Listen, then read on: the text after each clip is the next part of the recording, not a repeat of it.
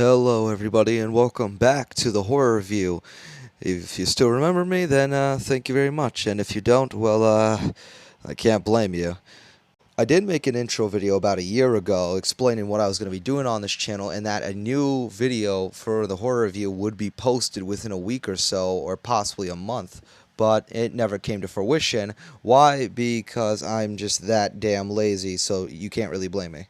But nonetheless, that is not going to stop me from finally making the first video for the horror review. Now, in that intro video, I did say the first review was going to be on the Walten files. Now, originally, I was going to start with the first episode for the Walten files, but ever since now, I just can't seem to find it. I looked up Walten files on YouTube, and the first episode is not there. So I'm thinking, well, what else could I do now? If I can't cover the first episode, I'm not just going to jump to the second episode because, that doesn't make any sense. So instead today, what we will be doing, instead of covering the very first episode of the Walten Files, we will be covering another Walten Files episode. Instead, now, we will be doing the Halloween special, The Mysterious House. So, after a long year's wait, let's finally get into the very first horror review. Enjoy. So we start our episode off in this area with a few houses in the background, a few pumpkins, and one really creepy-ass moon. Now we are introduced to our characters, Ducky and Tammy. And they are out trick-or-treating, and they're basically just talking about random stuff, like arguing about who got a good costume, blah, blah, blah, this and that, who really gives a shit. And then they finally agree, let's just hit a few more houses, and then we'll be done for the night. And so they're off. But once we get to the next scene, we are greeted with a missing persons poster looking for someone named Johnny Bear, last seen October 31st, 1978. This most certainly will have no influence on the plot going forward whatsoever. Right?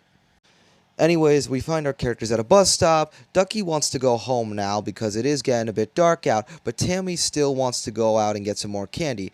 Ducky hesitates at first, but nonetheless agrees in the end, which then prompts Tammy to now pick a house to go to, in which case she picked the creepiest house ever imaginable. Like, just look at the damn place. Yeah, go there. I mean, my place is creepy, but this takes the cake. Anyways, Ducky hesitates on going to the house at first, but in the end agrees and says this is the last house for the night.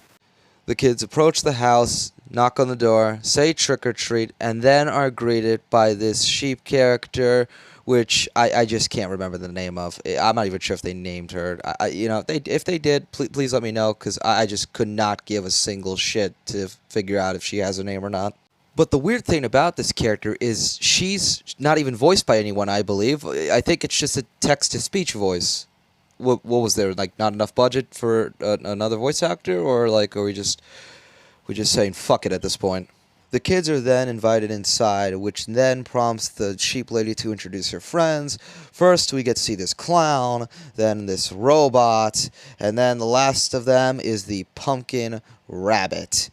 Which, in this case, no, I am not related to the Pumpkin Rabbit, even though I'm called the Pumpkin Man. There is no connections whatsoever, so please do not ask. The kids try to explain that they are just there for the candy, which prompts the Pumpkin Rabbit to hand them a bowl full of candy before the robot takes a picture of all of them. The Pumpkin Rabbit then goes on to explain that they like to take pictures of all their guests so that they can remember them by. And then we are shown a scene with a bunch of pictures from previous guests over the years. But as we are going through the pictures, we then get to the last picture, which then the scene cuts out and goes to the next one. But if we do go back, we can see that this picture is actually the one of Johnny Bear, who was seen on the missing person poster earlier. I'm pretty sure this still has absolutely nothing to do with the plot whatsoever. Anyways, the sheep then goes on to explain how it is getting a bit late out and how the kids can stay for the night.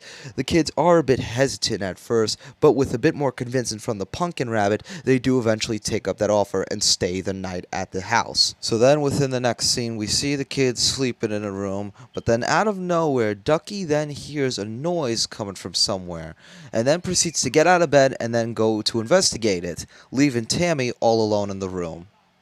And then a little while later, Tammy then gets up to hear the voice of Ducky calling out to her, which she then promptly gets out of bed and to investigate what's going on, leaving the room.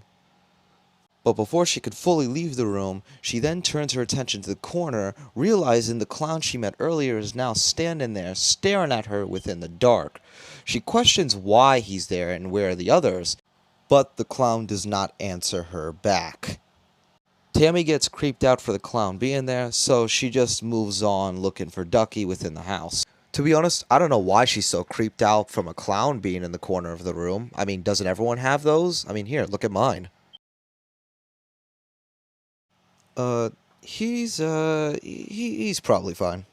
Now Tammy starts to get a bit nervous exploring the house, being cautious as she goes along. She then comes across a door, which then she proceeds to open to reveal a long hallway leading to another open door. She proceeds down the hallway and through the door to find a set of 3 doors in front of her. She then proceeds to go to the first door and opens it, to find nothing but an empty room. She then proceeds to go to the next room and open it, but before she does, we do see that the pumpkin rabbit is now tailing her ever so slowly and approaching her. But Tammy finds nothing more but another empty room. But if we look closely within this empty room, we do see a picture on the wall. This picture is the same one that was taken earlier of Ducky and Tammy while they were being given candy by the pumpkin rabbit.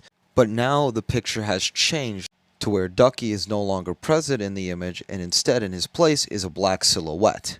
Anyways, Tammy does continue forward to the final door, and now we do see that the pumpkin rabbit is getting closer. Tammy then peers inside the door, sees nothing. She sees Ducky then appear right in front of her, then disappear. The pumpkin rabbit is now directly behind her. Then Tammy enters the dark room looking for Ducky. While inside the room, she calls out for Ducky. Then the door to the room closes behind her. Then in front of her, she sees Ducky once again, looking odd though this time. But then out of nowhere, she sees something horrible. Ducky's mangled corpse.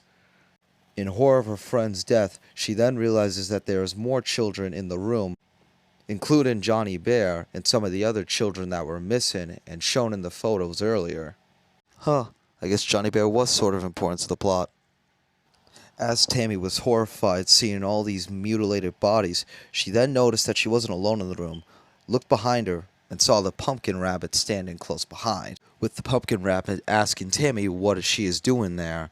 Tammy then responds, "What have you done?" The pumpkin rabbit then starts to berate her, calling her a naughty child, saying that she should not be wandering around. Then we get to see the bodies of the children once more, before the pumpkin rabbit then says he's gonna have to punish her for what she has done. He then proceeds to reach for his face and pull it off just like a mask, revealing a hideous face underneath. He stands there before viciously attacking Tammy, ultimately killing her.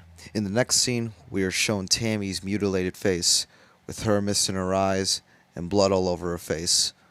Dead, just like the rest of them. And then we are shown the end to this tragic story.